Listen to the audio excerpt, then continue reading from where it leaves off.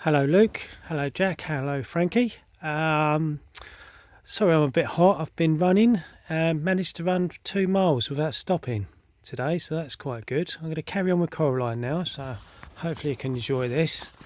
Um, Here we go. Where are they? Coraline asked the cat.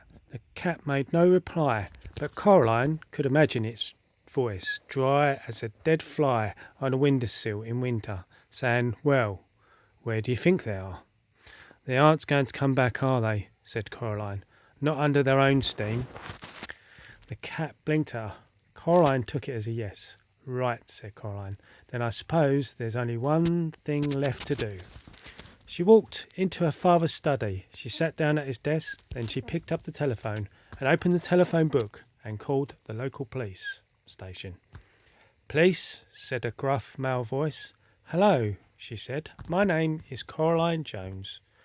"You're up a bit late after your bedtime, aren't you, young lady?" said the policeman. "Possibly," said Coraline, who was not going to be diverted. "I'm ringing to report a crime." "And what sort of crime would that be?" "Kidnapping." "Grown-up kidnapping, really. My parents have been stolen away into a world on the other side of a mirror in our hall." "And do you know who stole them?" asked the police officer. Coraline could hear the smile in his voice, and she tried extra hard to sound like an adult might sound, to make him take her seriously. "I think my other mother has taken them both in her clutches. She may want to keep them and sew their eyes with black buttons, or she may simply have them in order to lure me back into reach of her fingers. I'm not sure." "Ah, the furious clutches of her fingers, is it?" he said. "You know what I suggest, Miss Jones?" "No," said Caroline. "What?"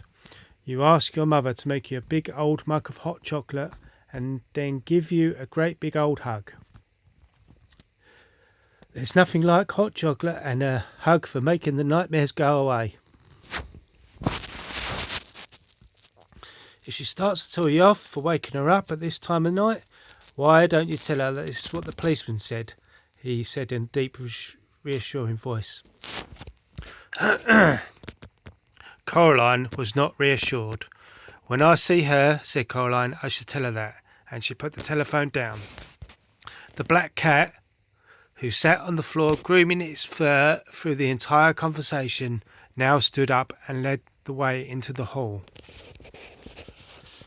Coraline went back into her bedroom and put on a blue dressing gown and her slippers. She looked under the sink for a torch and found one, but the batteries had long since run down and it barely glowed with the faintest straw-coloured light.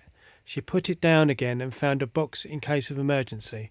White wax candles and thrust one into a candlestick. She put an apple into each pocket. She picked up the ring of keys and took the old black key off the ring. She walked into the drawing room and looked at the door. She had the feeling the door was looking back at her, which she knew was silly and knew at a deeper level somehow true.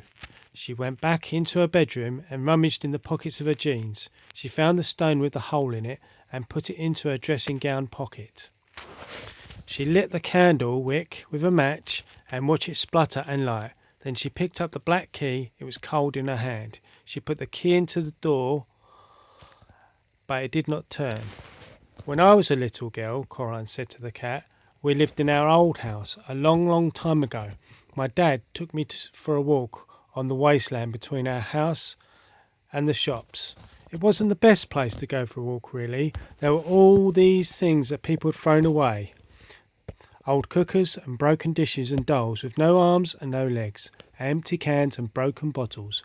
Mum and Dad made me promise not to go exploring back there because there was too much sharp things and tennis and such.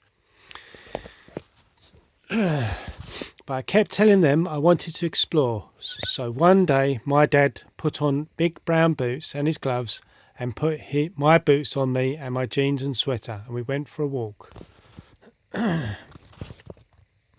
Right, that'll do for now. I'll read some more later. Love you loads. Take care.